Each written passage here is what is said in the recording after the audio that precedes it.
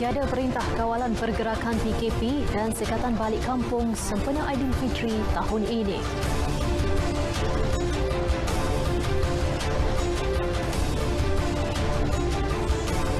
Putus hubungan politik, PAS Kelantan hormati keputusan UMNO Negeri.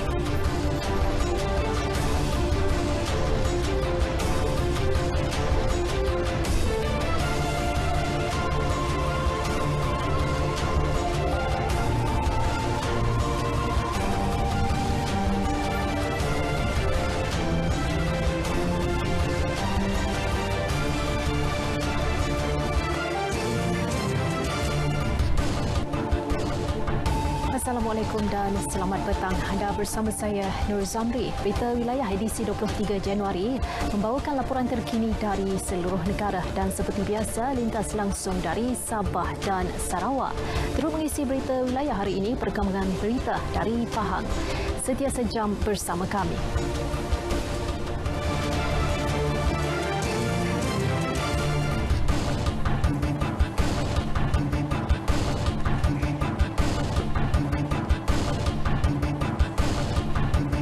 Permaisuri Agong Tunku Hajrah Azizah Hamidah Maimunah Iskandariah berkenan menziarahi Yang di-Pertuan Agong Al-Sultan Abdullah Riayatuddin Al-Mustafa Bilal Shah yang menjalani pemeriksaan kesihatan dan rawatan di Institut Jantung Negara IJN. Kenderaan yang membawa Permaisuri Agong dilihat masuk Institut Jantung Negara IJN sekitar pukul 2.53 petang tadi. Terdahulu, Datuk Pengelola Bijaya Diraja Istana Negara, Datuk Indara Ahmad Fadil Samsudin melalui kenyataan berkata, rawatan selama beberapa hari itu adalah susulan rawatan intervensi pada sendi utut dan buku lali baginda di IJN pada September 2020. Selain rawatan susulan itu, Al-Sultan Abdullah pada masa sama turut menjalani pemeriksaan respiratori di IJN ketika ini. Kesihatan Seri Paduka Baginda secara amnya adalah dalam keadaan baik dan tidak membimbangkan.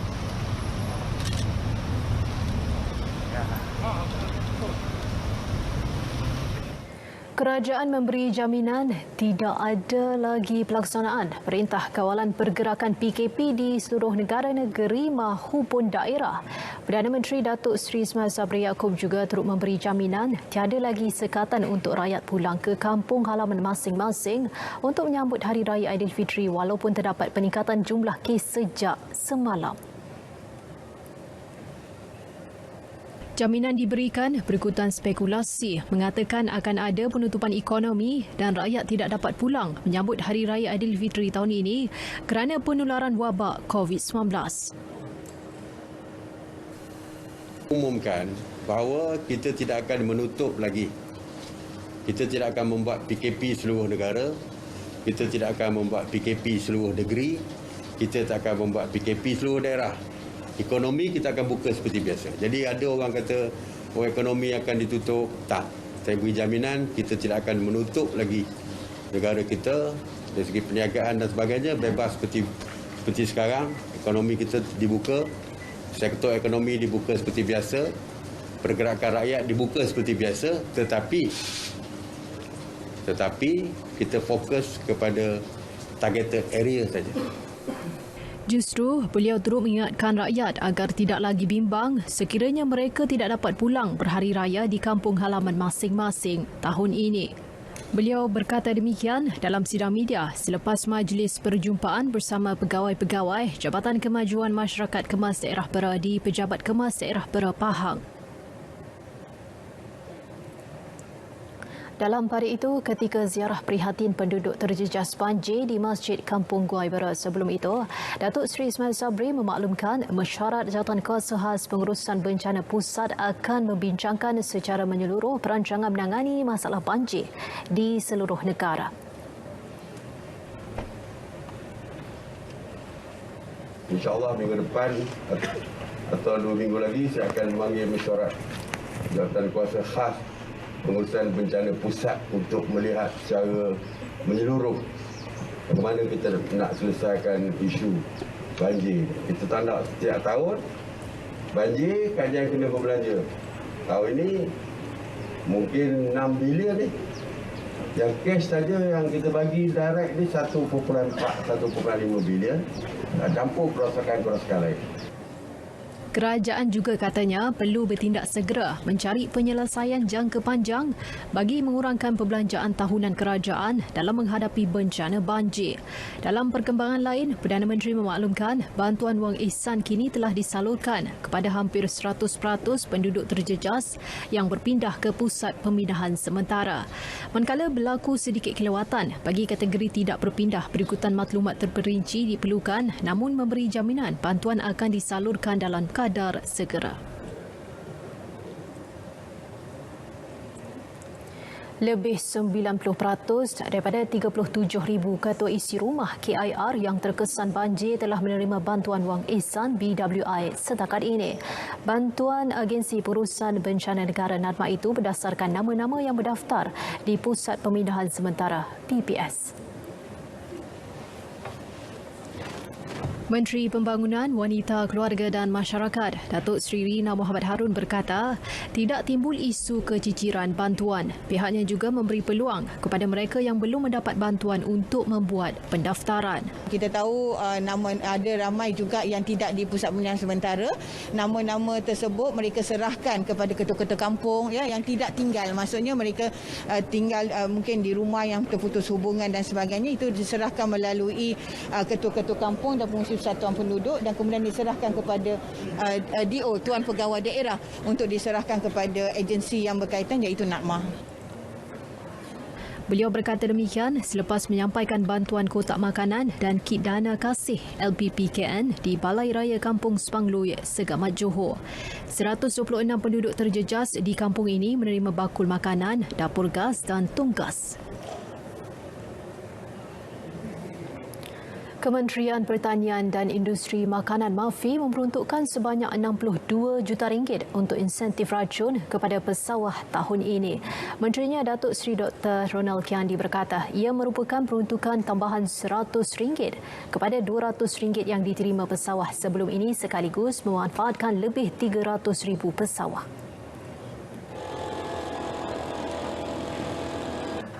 Dari segi insentif yang dibagikan oleh kerajaan tak dikurangkan. Itu saya katakan bagi sebagian besar daripada dana peruntukan kementerian ini kita salurkan untuk bantuan dan subsidi.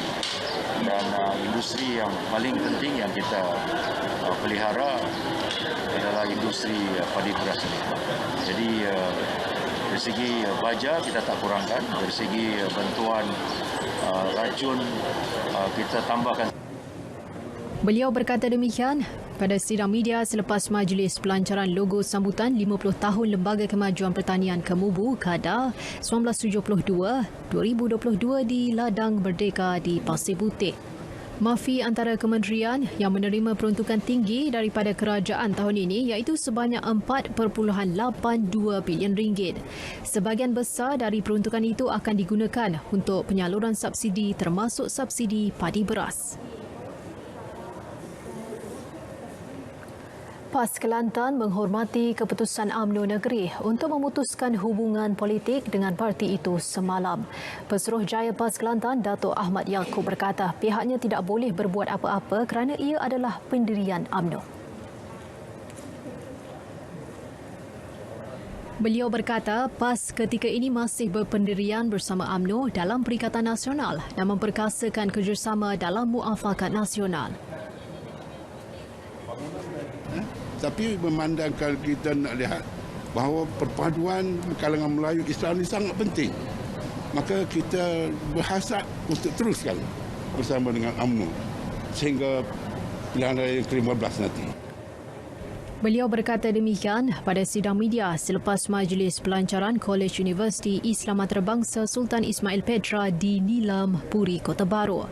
Semalam, pengerusi UMNO Kelantan, Datuk Ahmad Jazlan Yaakob dilapor berkata parti itu memutuskan hubungan dengan PAS Negeri berkuat kuasa serta-merta. Ia selepas pertemuan antara Biro Politik UMNO Kelantan dan Dewan Harian PAS Kelantan gagal mencari kata putus berhubung kerjasama kedua-dua parti dalam muafakat nasional. Keputusan pembahagian kerusi parti komponen yang akan bertanding pada pilihan raya umum PRU DUN Johor ke-15 akan diputuskan Majlis Tertinggi Barisan Nasional BN. Ia termasuk pertimbangan menawarkan kerusi kepada parti gabungan UMNO iaitu Kongres India Muslim Malaysia KIMA. Setiausaha Agung UMNO Datuk Seri Ahmad Maslan berkata, kesemua calon perlu memenuhi 3 kriteria iaitu boleh menang, diterima masyarakat dan disukai penduduk seperti ditetapkan pengerusi PN-PRU DUN Belaga ke-15 November tahun lepas. Manakala keputusan sama ada calon muda diketengahkan atau tidak belum diputuskan.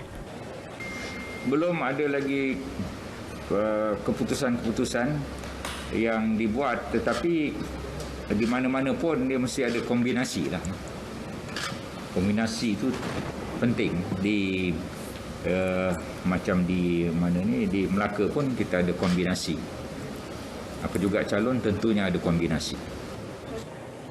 Beliau berkata demikian selepas merasmikan program retreat KIMA dan gerak gempur Jentera Pilihan Raya Johor di Johor Bahru. Johor mempunyai 68,000 pengundi India Muslim dan 48,326 daripadanya merupakan ahli KIMA, melibatkan 26 bahagian dan 216 cawangan di seluruh negeri.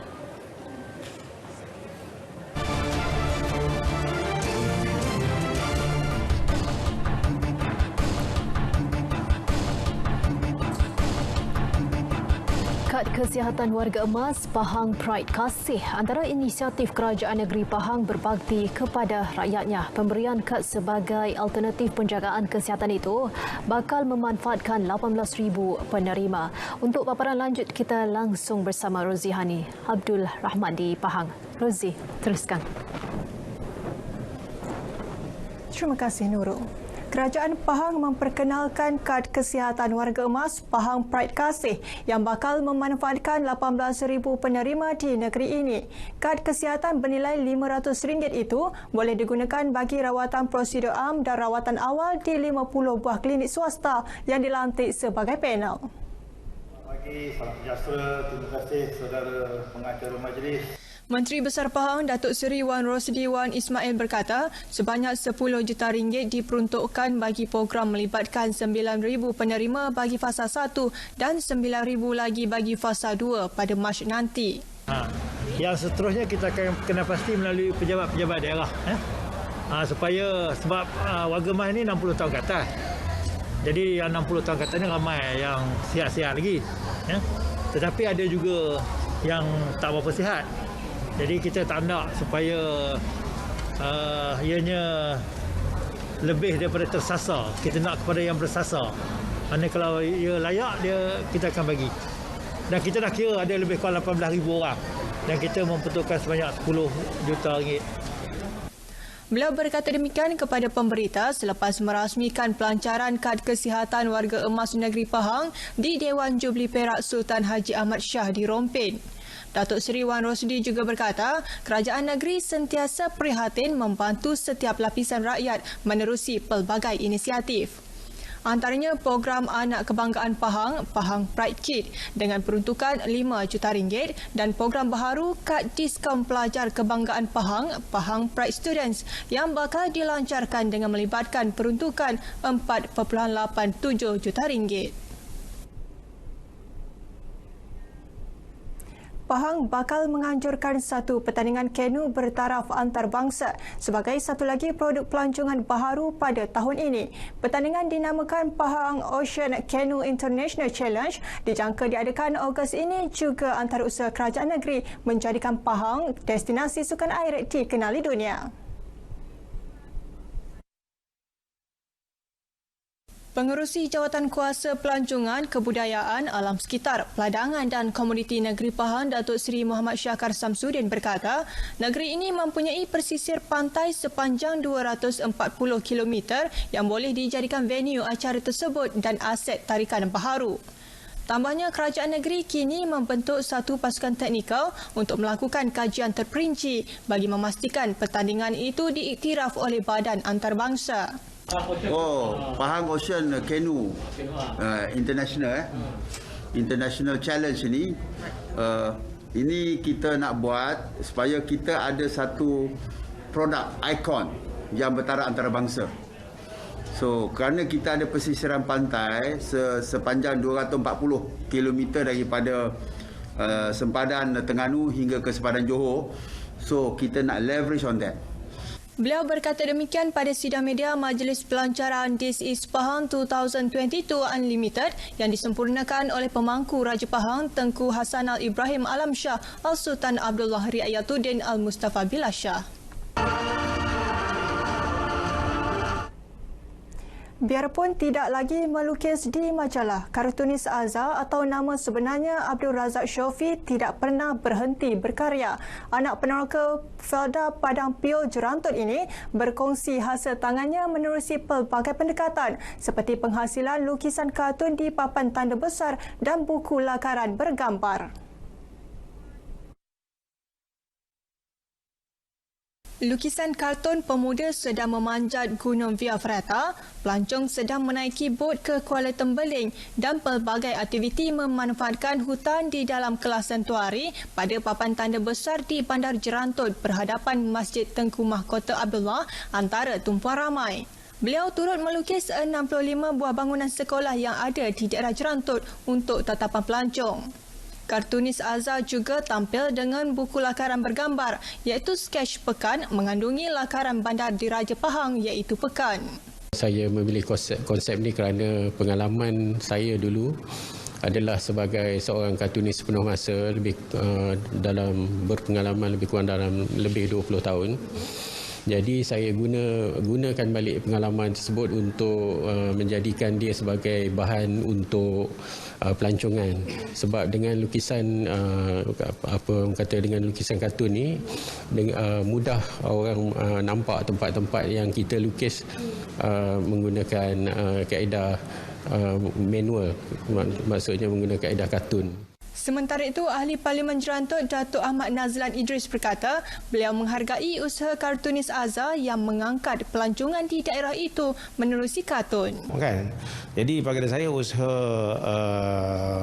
kartun dalam pelancongan ini juga dapat memberikan gambaran tentang sejarah dan juga gambaran semasa tentang aktiviti ataupun tempat-tempat pelancongan yang ada di Jerantut ini. Mereka datang, dia tengok tempat-tempat ini mungkin menarik minat mereka untuk pergi ke tempat-tempat berkenaan. Laporan itu mengakhiri perkembangan dari Pahang, berita wilayah, peka dan berwibawa. Kembali bersama Nurul di Angkasa Puri. Teruskan. Terima kasih Rozi atas perkembangan itu. Terengganu merangka 10 acara baharu daripada 22 acara utama pelancongan tahun ini. Kesemua aktiviti berkenaan diharap dapat mencapai sasaran 3 juta pelancong ke negeri itu. Karnival Beautiful Terengganu, Festival Warisan Sungai, Karnival Pampung Budaya, Hutan Resian Ultra Run dan Alami Rasa Terengganu antara acara baharu pelancongan berkenaan. Pengerusi Jawatankuasa Pelancongan, Kebudayaan dan Teknologi Digital Negeri Arifin Rahman memaklumkan, penganjuran kali ini juga memberi fokus kepada segmentasi tertentu dan nilai tambah bagi sesuatu acara dalam norma baharu. Acara pertama iaitu Karnival Beautiful Terengganu yang bakal berlangsung di Pulau Poh Tasik Kenyer bulan depan bakal menjadi acara sasaran dengan penglibatan semua sektor termasuk usahawan IKS serta menghimpunkan kesemua kesenian dan seni budaya warisan.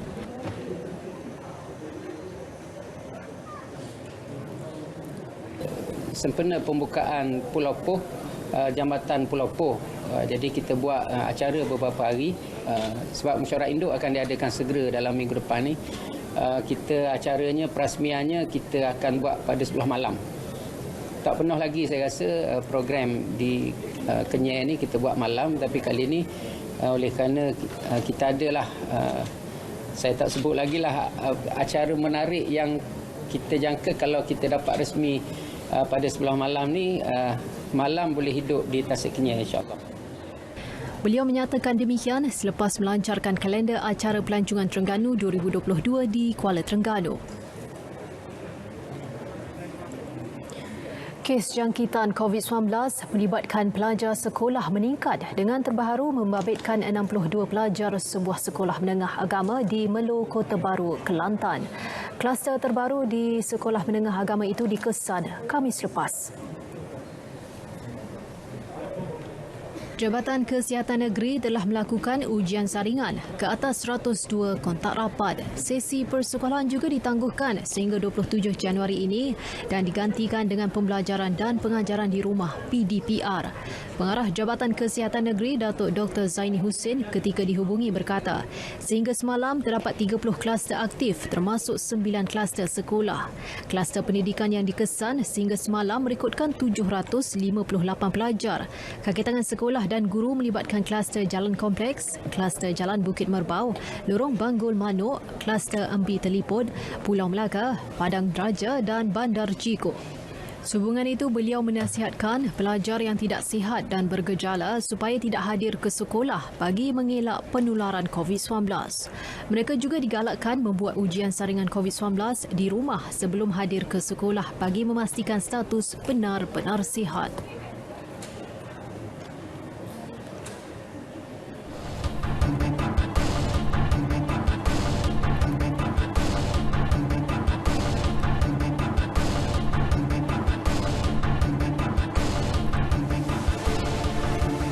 Tumpuan dari negeri di bawah payu. Ikuti laporan mengenai sokongan serta toleransi sambutan perayaan pelbagai kaum dari kerajaan negeri. Perinciannya langsung bersama Inisia Dolus di Kota Kinabalu. Baik, Nurul. Sabah komited dengan toleransi sambutan perayaan pelbagai kaum. Kerajaan negeri juga sentiasa menggalakkan setiap kumpulan etnik di Sabah mempertahankan kebudayaan masing-masing. Ini termasuklah sokongan masyarakat Tionghoa dengan sambutan Tahun Baharu Cina tidak lama lagi. Ketua Menteri Datuk Seri Panglima Haji Jinor berkata sejak 2 tahun lalu pandemik COVID-19 telah memaksa banyak program dan acara seperti Karnival Tahun Baharu Cina dibatalkan. Jelas Datuk Haji Ji, Karnival Tahun Baharu Cina amat bermakna kepada masyarakat Tionghoa. Beliau turut merakamkan terima kasih kepada masyarakat Tionghoa kerana terus memberi kerjasama dan sokongan kepada beliau dan kepimpinan Kerajaan Gabungan Rakyat Sabah GRS. Menurutnya tahun ini sahaja kerajaan telah menyalurkan sejumlah 48 juta ringgit untuk sekolah vernakular dan mubalik serta badan keagamaan bukan Islam di negeri ini dan ia adalah peruntukan terbesar yang pernah diluluskan. Beliau turut berjanji bahawa kerajaan juga akan terus memastikan pembangunan yang saksama untuk semua komuniti di Sabah. Datuk Haji berkata demikian ketika merasmikan Karnival Tahun Baharu Cina di dataran Diasokah Kota Kinabalu. Ahli keluarga pesakit yang layak boleh merujuk Jabatan Kebajikan di daerah masing-masing bagi menyertai program Homeward. Program tersebut membolehkan beberapa peralatan seperti katil boleh laras dapat dipinjamkan ke rumah pesakit. Menteri Pembangunan Masyarakat dan Kesejahteraan Rakyat Datuk Insinyur Syahelmi Yahya berkata, program Homeward merupakan salah satu program di bawah Belan Sabah Maju Jaya SMJ. Individu-individu yang memerlukan rawatan dari rumah, mereka kita bagi katil untuk memudahkan keselesaan mereka. Di samping katil yang disediakan, kita juga akan menyediakan fisioterapi yang akan datang secara berkala untuk melihat keadaan kesihatan mereka yang terlibat. Beliau berkata demikian ketika ditemui pemberita selepas menyerahkan bantuan katil boleh laras kepada penerima hajah Saidah Limin di Putatan. Terima kasih banyak kepada Jabatan Kebajikan Putatan dan juga YB Datuk kerana banyak membantu dan memberi sumbangan berupa katil pesakit untuk mak saya. Kami rasa bersyukur kerana kami dapat sumbangan dari pihak kerajaan untuk sumbangan kepada ibu kami. Harapan kami agar sumbangan seperti ini diteruskan pelancongan kepada yang memerlukan. Selain mengurangkan kesesakan pesakit di hospital, program Homeward ini juga sebagai kemudahan ahli keluarga menjaga pesakit dari rumah dengan bimbingan pakar kesihatan. Masjid dan surau di negeri ini masih mengekalkan prosedur operasi standard Pelan Pemulihan Fasa 4 bagi aktiviti keagamaan seperti yang ditetapkan pihak berkuasa agama negeri Sabah. Langkah berkenaan bagi menangani berlaku sebarang kluster melibatkan masjid. Kita masih mengekalkan SOP masjid, iaitu kita tekankan tentang soal penjarakan sosial. Kita masih lagi supaya mari kita menjaga masing-masing antara kita dan dalam keadaan supaya di rumah sudah beruduk, kemudian bawa sejadah. Sebenarnya kita masih mengekalkan dalam keadaan ini kita dapat tangani tentang soal kluster masjid.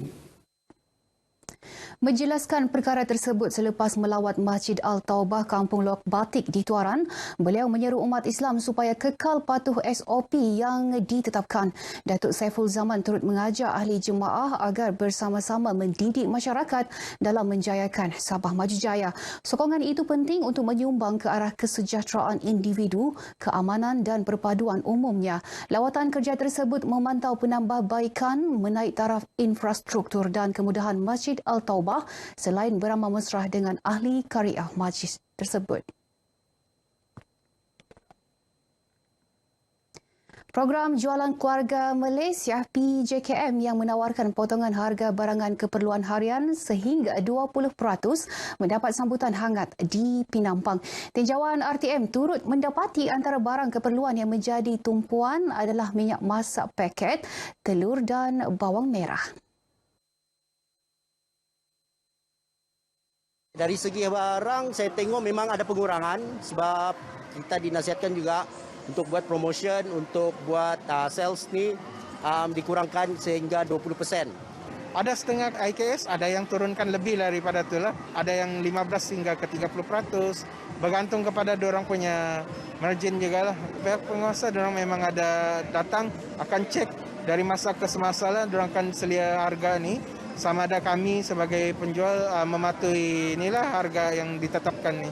Beramanah tu untuk rakyat kan, tolonglah pandang apa yang membebankan rakyat. Nah, bagi saya, kalau pasal barang ini tolong ubah dia punya harga. Tengoklah macam mana kehidupan rakyat sekarang. Pihak Kementerian Perdagangan Dalam Negeri dan Hal Ehwal Pengguna KPDNHEP turut berada di lokasi memantau harga barangan dan pematuhan SOP yang telah ditetapkan. Parti Bersatu Rakyat Sabah PBRS, salah satu komponen Barisan Nasional BN, mahu agar hubungan antara komponen parti diperkukuh. PBRS juga mahu agar hubungan antara parti dalam BN juga diperkemas dan menjadi lebih erat. Presidennya Tan Sri Joseph Kurup berkata, sebagai parti politik yang lama dan berpengalaman, penyertaan lebih ramai dalam parti berkenaan menjadikan keyakinan rakyat terhadap pimpinan hari ini. Pada mulanya kita hanya mempunyai kurang lebih 70,000. Baru-baru ini keahlian PBRS selepas ini sudah meningkat kurang lebih 100 lebih ribu sudah. Ini berarti bahawa PBRS semakin lama semakin kuat. Beliau ditemui media dalam majlis penerimaan borang keahlian dan pelancaran Parti Bersatu Rakyat Sabah PBRS bahagian Tanjung Aru dan Tanjung Keramat di Putatan. Dalam majlis berkenaan, Joseph menerima lebih 3,000 borang keahlian untuk menyertai PBRS dari bahagian Tanjung Aru dan Tanjung Keramat. Persatuan Jangkauan Kasih Reach Out PITAS berharap agar lebih banyak syarikat korporat dan individu berkemampuan dapat tampil membantu lebih ramai penduduk di utara Sabah yang terjejas banjir awal tahun ini. Bantuan tersebut turut melibatkan golongan miskin, melibatkan PITAS Bengkoka, Kudat dan Pulau Bangi. So we are talking about a minimum of 2,000 families who need food aid as well as sometimes medical aid in the next couple of days. Beliau berkata demikian kepada media dalam sidang media bantuan mangsa banjir PITAS Bengkoka di Kota Kinabalu.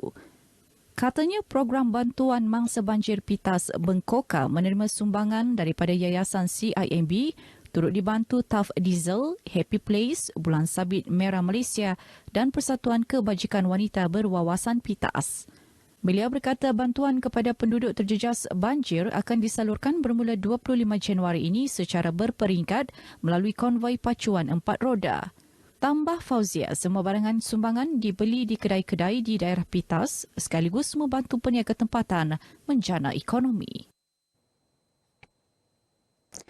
Seorang pendaki wanita diselamatkan pasukan mencari dan menyelamat di Gunung Mosar Kinabalu selepas mengalami kekejangan otot kaki dan kesejukan melampau di kilometer 3 Gunung Kinabalu semalam. Menurut kenyataan penolong pengarah bahagian operasi negeri Jabatan Bomba dan Penyelamat JBPM Sabah Misran Bisara, pihaknya menerima panggilan kecemasan pada 4.24 petang. Satu pasukan diketuai Pegawai Bomba Bantuan PBB Alex Clarence beserta anggota dan aset dari Balai Bomba dan Penyelamat BBP Ranau kemudiannya digegaskan ke tempat kejadian sejauh 26 km. Misran berkata PBB Mosar yang bersama-sama mendaki dengan mangsa bertindak memberi rawatan awal dan mengiringi turun ke Timpohon Gate. Seterusnya, pasukan Emergency Medical Rescue Services EMRS Ranau membawa mangsa ke penginapan Mesilau Bridge House. Operasi tamat 10.21 malam. Baik, sekian paparan Sabah untuk petang ini. Keluarga Malaysia sentiasa jaga diri, patuh SOP. Saya Anisya Dahlas kembali bersama Nurul. Teruskan, Nurul. Terima kasih, Anne. Sebelum ke perkembangan seterusnya, kita dapatkan dahulu laporan cuaca semasa bersama Pegawai Met Malaysia Abdul Aizat Nazmi. Assalamualaikum dan salam sejahtera. Laporan cuaca petang ini kita mulakan dengan pemantauan keadaan cuaca semasa. Kelihatan hujan berserta ribut petir di 1-2 tempat bermula di negeri Kedah iaitu di selatan sehingga ke negeri Sembilan. Dan juga lebih-lebih lagi keadaan hujan lebat berlaku di pantai barat melibatkan Lembah Kelang. Dan juga keadaan hujan juga lebih menumpuk di sekitar Cameron Highland, Raup, Bentong dan juga Lipis negeri Pahang termasuklah jajahan Gung Musang negeri Kelantan. Dan yang dinasihatkan bagi penduduk pantai barat Semenanjung Malaysia agar sentiasa melakukan aktiviti di dalam bangunan dan juga memandu kenderaan dengan berhemah kerana hujan ini dijangkakan bakal berterusan sehingga ke malam ini. Kita beralih ke negeri Sabah dan juga Sarawak pula. Hujan berserta ribut petir di satu tempat juga lebih menumpuk di Sarawak Barat dan juga sekitar Sabah Barat. Dan keadaan ini dijangkakan akan lebih meluas di kebanyakan bahagian negeri Sabah dan juga Sarawak menjelang pada lewat petang ini sehingga ke malam ini. Baiklah, bagi ramalan cuaca malam dan beberapa hari yang akan datang, Met Malaysia menjangkakan cuaca panas dan juga kering bermula pada 25 Januari ini di Semenanjung Malaysia. Oleh hal demikian, dinasihatkan penduduk Semenanjung agar sentiasa menyediakan bekalan takungan air dan juga tidak melakukan pembakaran terbuka. Manakala di negeri Sabah dan juga Sarawak pula, aktiviti kelembapan akan lebih menumpuk di kedua buah negeri ini. Oleh hal demikian juga, penduduk negeri Sabah dan juga Sarawak agar sentiasa semak amaran yang terkini dari Met Malaysia dan juga sentiasa melakukan persediaan jika berlakunya banjir. Sekian dulu laporan cuaca buat petang ini. Dapatkan informasi cuaca di laman sesawang dan juga media sosial kami. Saya Abdul Aizat. Assalamualaikum.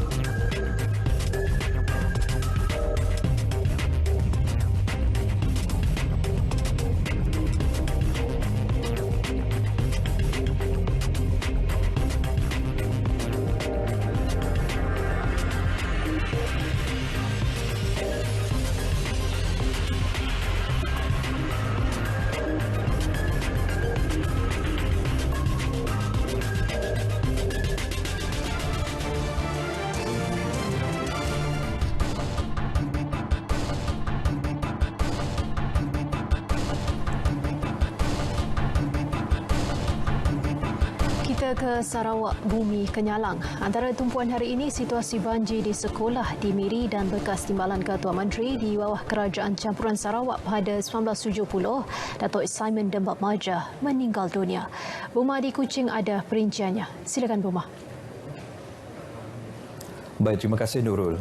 Perkembangan di Sekolah Kebangsaan SK Long Teru yang dilaporkan terjejas banjir oleh Pejabat Pendidikan Daerah Baram semalam mendapati paras air di sekolah rendah berkenaan menunjukkan tren sedikit peningkatan setakat pagi tadi. Menurut kenyataan media daripada Ketua Jabatan Bomba dan Penyelamat Malaysia, Zon 6 Miri, Lau Po Kiong, selain SK Long Teru, paras air di SK Benawak juga menunjukkan tren menaik namun masih pada paras yang terkawal.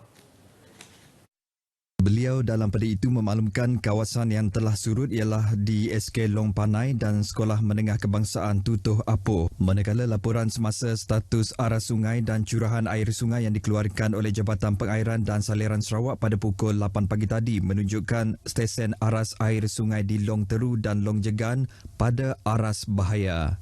Aras air sungai di stesen Marudi, Kuala Tutung dan Benawak pula menunjukkan aras amaran.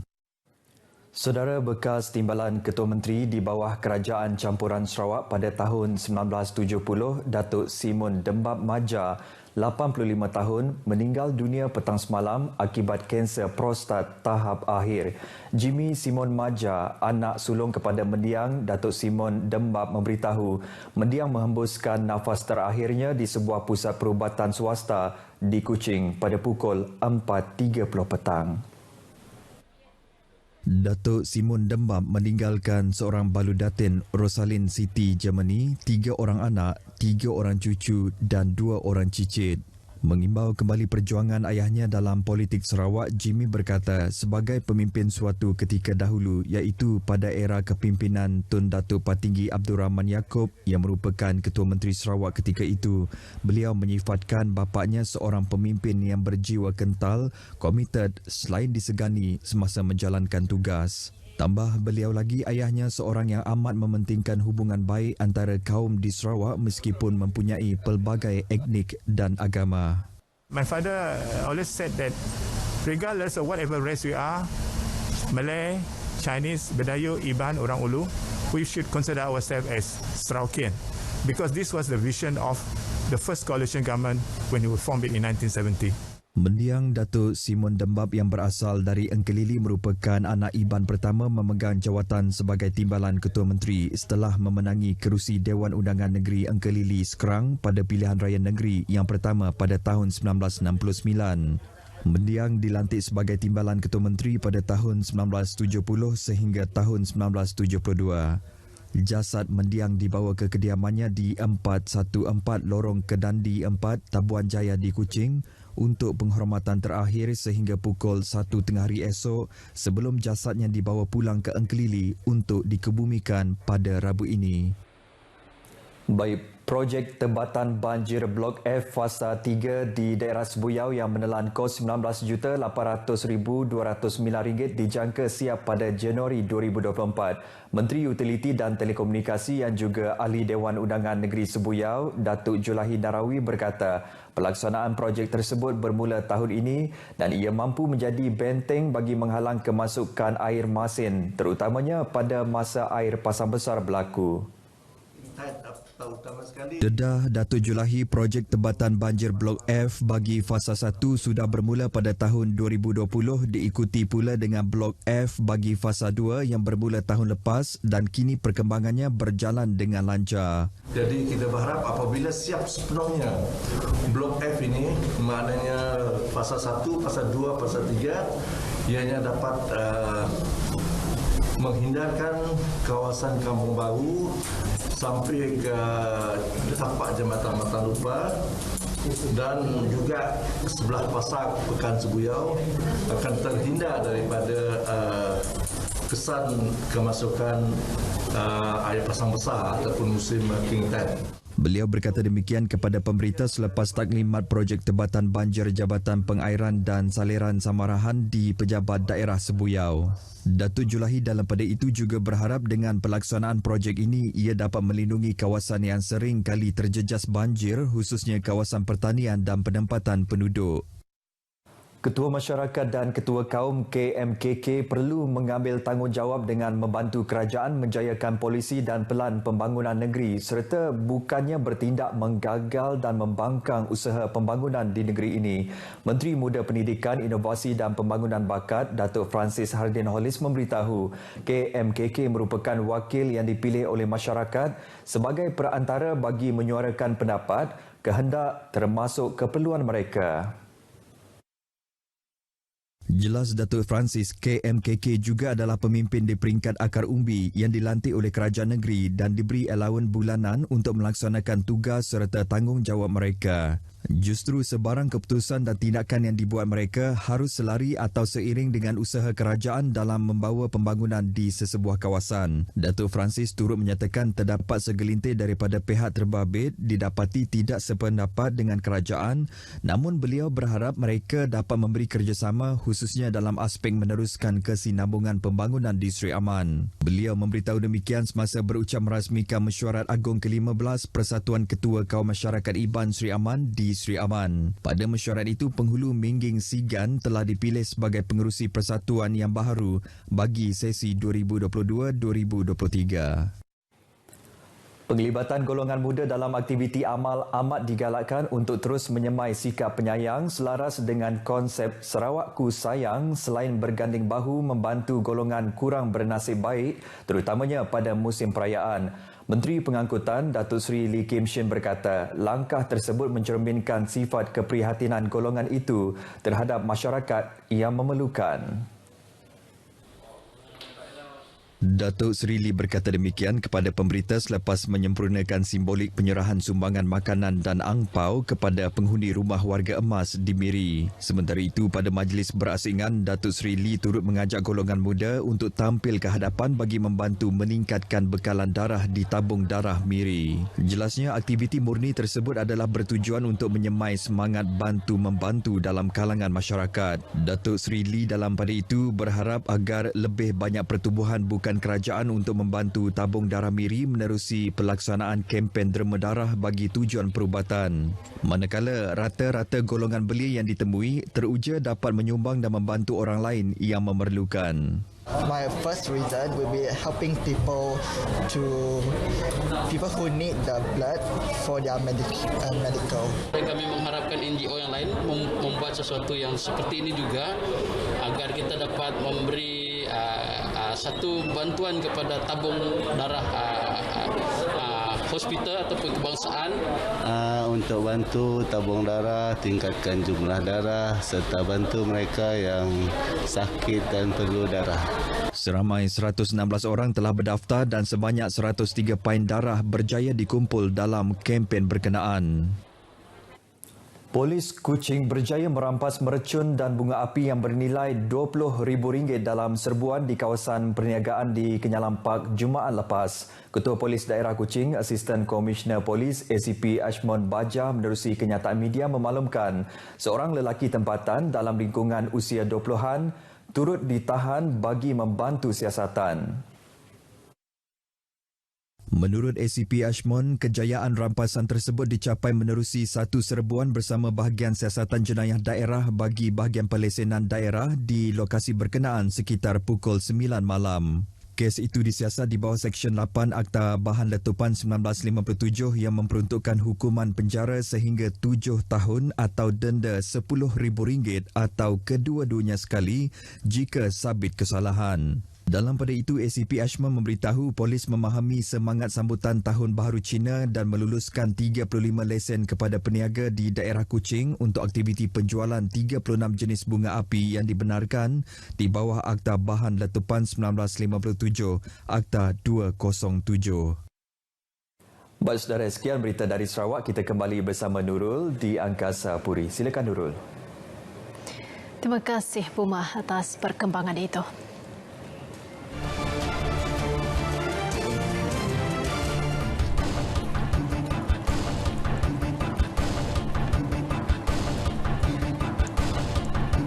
Ketua Sri Kandi Bersatu Datuk Sri Rina Muhammad Harun berharap Perikatan Nasional PN memberi ruang kepada sekurang-kurangnya 30% calon wanita bersatu dan wanita PN untuk bertanding pada pilihan raya umum DUN Johor.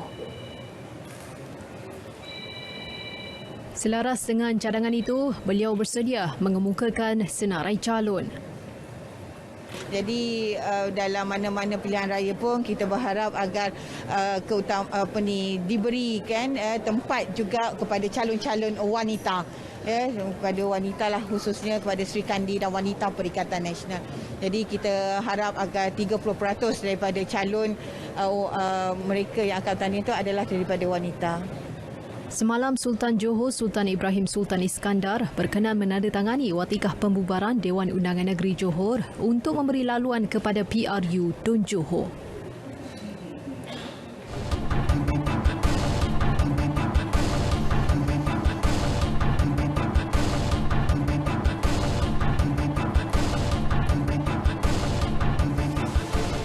Orang ramai diminta tidak menyebarkan sebarang berita mengenai keadaan kesihatan bekas Perdana Menteri Tun Dr. Mahathir Mohamad.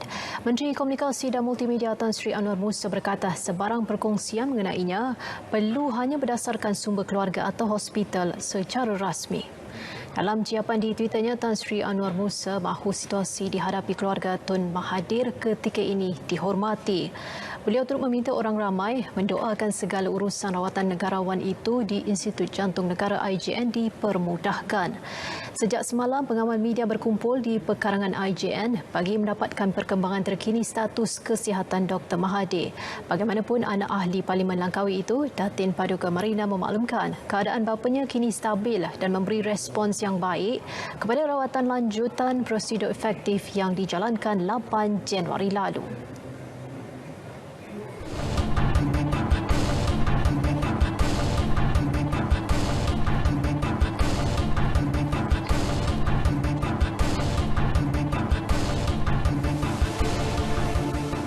Buat julung kalinya, bas Perak Sejahtera khusus untuk masyarakat orang asli di kawasan pedalaman diperkenalkan Kerajaan Perak.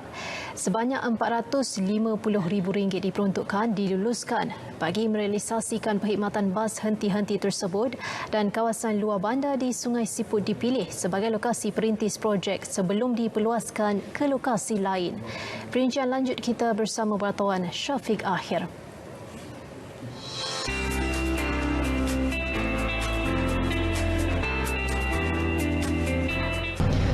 Perkhidmatan bas Perak Sejahtera ini diperkenalkan bagi memberi kemudahan khususnya kepada masyarakat orang asli yang tidak mempunyai kenderaan di sekitar Sungai Siput. Ini merupakan perkhidmatan yang julung kali diadakan di kawasan luar bandar yang melibatkan dua laluan sepanjang 20 km iaitu dari SMK Bawong ke SK Sungai Siput dan dari Sungai Siput ke Karai. Pemilihan kawasan bagi perkhidmatan bas ini juga berdasarkan permintaan komuniti dan kajian yang dibuat oleh Unit Perancang dan Pelaksanaan Negeri sebelum diluluskan. Exco Infrastruktur, Tenaga, Air dan Pengangkutan Awam Perak, Datuk Muhammad Zulkifli Harun berkata kawasan di Dewan Undangan Negeri DUN Lintang menjadi permulaan inisiatif ini dan akan diperluaskan ke daerah lain dari semasa ke semasa. Ia membuktikan kerajaan negeri sentiasa peka dan prihatin dengan keperluan rakyat. Bas Perak Sejahtera, bas berhenti untuk rakyat dari kawasan DUN Lintang yang merupakan yang pertama kali diluluskan oleh kerajaan negeri Perak dalam program Perak Sejahtera untuk memberikan kemudahan kepada rakyat luar bandar termasuk masyarakat orang asli yang ada di pedalaman untuk menggunakan bas berhenti-henti untuk mereka keluar ke pekan ke bandar Sungai Siput. Bas ini akan beroperasi setiap hari bermula daripada 6.30 pagi sehingga pukul 7 petang. Ia akan memberi manfaat kepada kira-kira 20,000 penduduk di sekitar kawasan ini. Dan yang paling menarik, mereka hanya perlu membayar RM1 untuk ke destinasi yang dituju.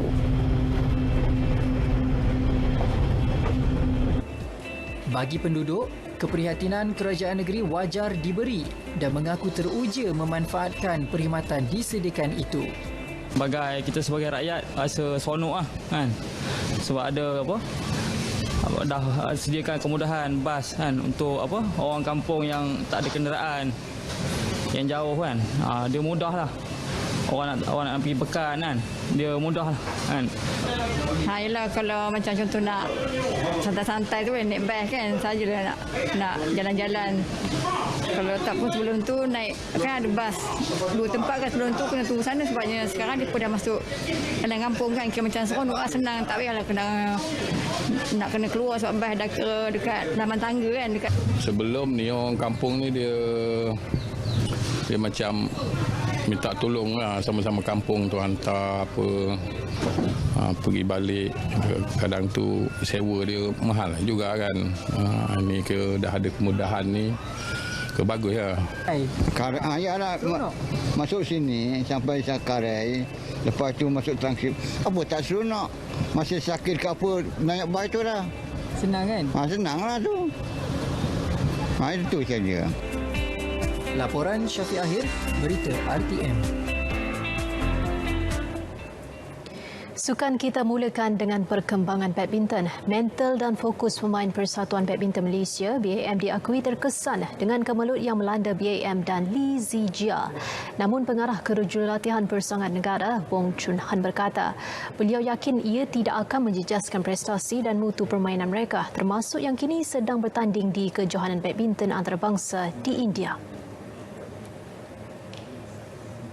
Jelas pengendali berusia 44 tahun itu, apa yang penting ketika ini adalah meneruskan program latihan bagi pembangunan pemain sedia ada.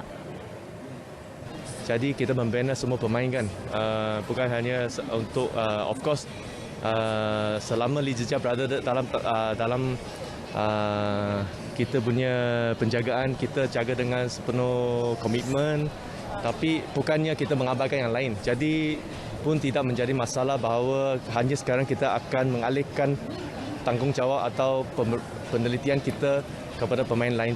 Yang sebenarnya kita selalu ini kita pun juga turut menjaga semua pemain. Jadi kita hanya teruskan kerja seperti biasa saja. Beliau juga menyambut baik hasrat Menteri Belia dan Sukan Datuk Seri Ahmad Faizal Azumo yang ingin mengadakan pertemuan bersama BAM dan Lee Zijia.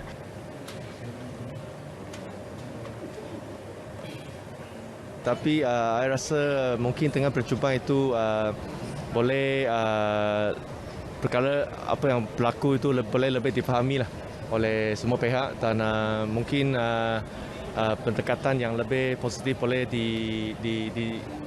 dicapai lah. Beliau berkata demikian selepas menjadi antara pembawa baton dalam larian Queen's Baton di Putrajaya. Sementara itu, masih terlalu awal untuk meletakkan Eng Ziyong sebagai sandaran baharu negara bagi acara persorangan. Jelas Chong Han, pemain di ranking ke-47 dunia itu masih memerlukan masa untuk mencapai tahap prestasi seperti dimiliki Lee Zijia. Dia mampu tak tahu lagi. Bukannya kita mau paksa satu orang, sekarang you kena terus angkat sampai itu level. Tapi dia ada hala tuju dia ada journey dia ada timeline dia untuk meningkat kan. Jadi kita akan ikut, kita akan terus membina dia dan memberikan waktu yang setimpannya untuk dia meningkatkan prestasi dia lah. Pusingan akhir kejohanan dunia PUBG Mobile PMGC 2021, wakil negara Team Secret mengakui masih banyak ruang perlu diperbaiki selepas 2 hari perlawanan berlangsung. Jelas pemain pasukan Muhammad Izruddin Hashim atau Jampa untuk Grand Final kali ini, pasukannya memerlukan sedikit masa untuk menganalisis memandangkan 16 pasukan yang bertanding datang dari pelbagai negara. Team Secret yang juga juara PMPLC mengakui strategi dan analisis setiap perlawanan adalah penting, memandangkan setiap pasukan yang ditempuhi bertaraf global. Untuk improvekan prestasi pasukan, kita orang kena baca balik, tengok balik gameplay pada hari pertama. So dengan itu mungkin akan membuatkan kita orang lebih baiklah. Selain Team Secret, satu lagi wakil negara adalah Yodo Alliance. Kedua-duanya menghuni tangga ke-12 dan 13 liga. Kejohanan ini menawarkan hadiah wang terkumpul kira-kira 14.2 juta ringgit.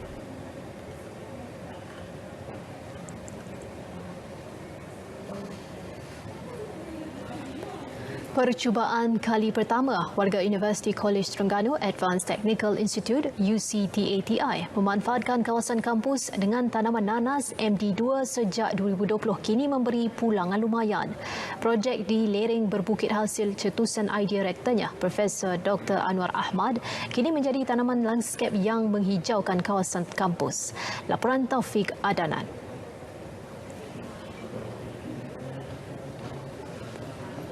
Jelas Pengurus Jabatan Pembangunan dan Pengurusan Harta Kolej berkenaan, Profesor Madya Dr. Alias Muhammad, hasil tuaian pertama nanas MD2 pada November tahun lalu berjaya memperoleh RM13,000.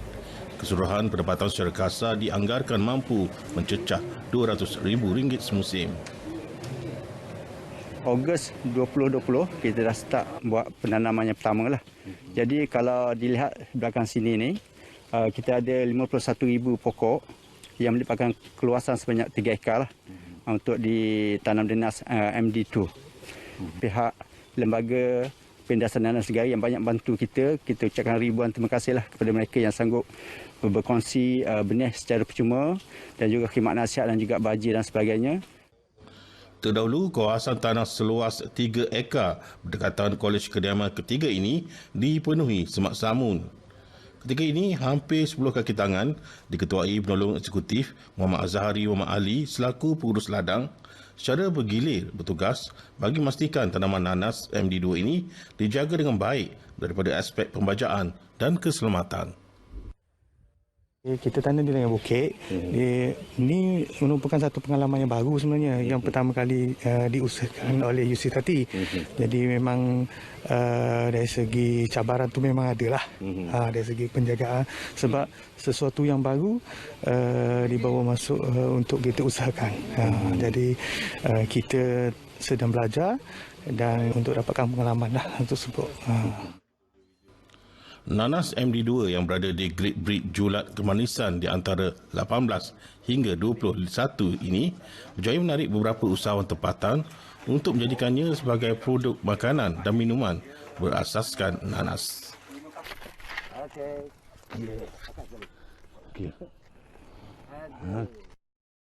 Penjagaan nanas MD2 ini tidak sukar kerana ia tidak memerlukan siraman air yang banyak dan hanya perlu memastikan sistem peperitan yang baik. Walaupun mempunyai tempoh matang agak lama iaitu sekitar 14 bulan, kita ada nanas MD2 ini di pasaran tempatan maupun atau luar negara adalah cukup tinggi. Lebih menarik, tanaman nanas ini juga dapat mengindahkan kawasan laman yang luas jika kena caranya. Taufik Adnan, Berita RTM.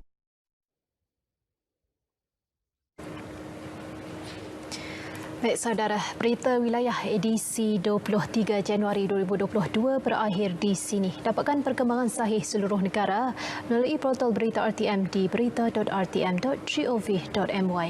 Keluarga Malaysia sentiasa lindungi diri, lindung semua. Saya Nur Zamri, Assalamualaikum dan sehingga berjumpa lagi.